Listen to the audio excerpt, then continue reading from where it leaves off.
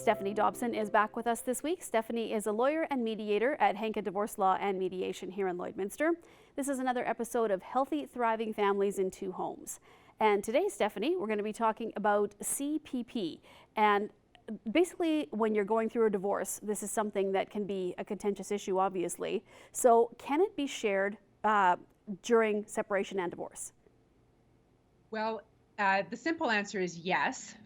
Most of the time. So Canada Pension Plan credits that were accumulated during the time that you and your former spouse or former common law partner lived together can be split. So here's how it works. Each of you and your former spouse may have accumulated CPP pensionable earnings while you were working and living together. When couples separate, there's an opportunity to take those pensionable earnings in each year and to split them equally. So let's take an example. So if one of you earned $10,000 in a particular year that you were living together in pensionable earnings, and the other person earned $20,000 in pensionable earnings, you pool those two together to make $30,000, and you each end up after the split having $15,000 in pensionable earnings for that particular year. So CPP, once you've applied for this, CPP will do that calculation in each of the years that you live together, stopping the year prior to when you separated. So if you separated in 2021, then the last eligible year for that split is 2020. There's a few technical requirements, and I'll give our viewers an example just to help to illustrate. So you have to have been living together for more than 12 consecutive months, and you have to have been separated for more than 12 consecutive months to be eligible for this split. Now, there's not a lot of deadlines for applying for this split, but if you are only living common law and not legally married, you have to apply for this split within 48 months of having been separated. Stephanie, is it worth it to split that CPP?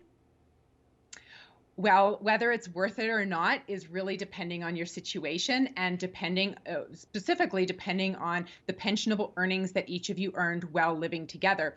So a credit split will benefit the spouse, more particularly if you've been out of the workforce or if you haven't been earning pensionable CPP earnings for any particular year that you were living together. So I do recommend that each spouse go and obtain their statement of contributions to CPP when they're splitting up. So you can access that either through your Service Canada account if you have an online account, or you can contact CPP directly and they can mail you out a form. So how do former spouses cause a CPP split to happen? Well, there's a form to be filled out, and then there's some supporting documentation to submit to CPP for this split to occur. So if you do an online search, something like CPP credit split on divorce, the Government of Canada has a really great explanation site with lots of hyperlinks to the forms that you need and the supporting documentation. If our viewers are looking for the form specifically, I'll give you the number of the form so you can jot it down. It's ISP 1901, and ISP 1901A is the instruction sheet that gives you all the details about the supporting documentation. What happens if there is some sort of a dispute and people decide they don't want, or one of the spouses decides that they don't want to split their CPP?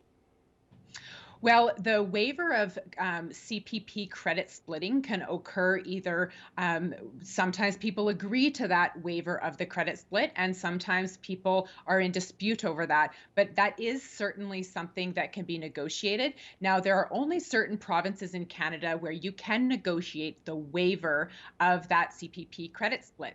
Now, most of our viewers are going to be in Alberta and Saskatchewan, but the only 3 provinces in Canada that currently allow the waiver of the CPP credit split to occur is Alberta, Saskatchewan, and British Columbia. So that will help our viewers out if they're looking to waive their credit split.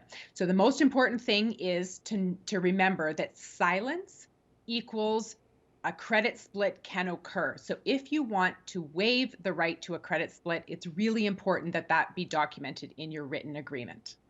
All right, Stephanie, well, thank you for joining us once again, and we'll be back to speak with you next week. Thanks.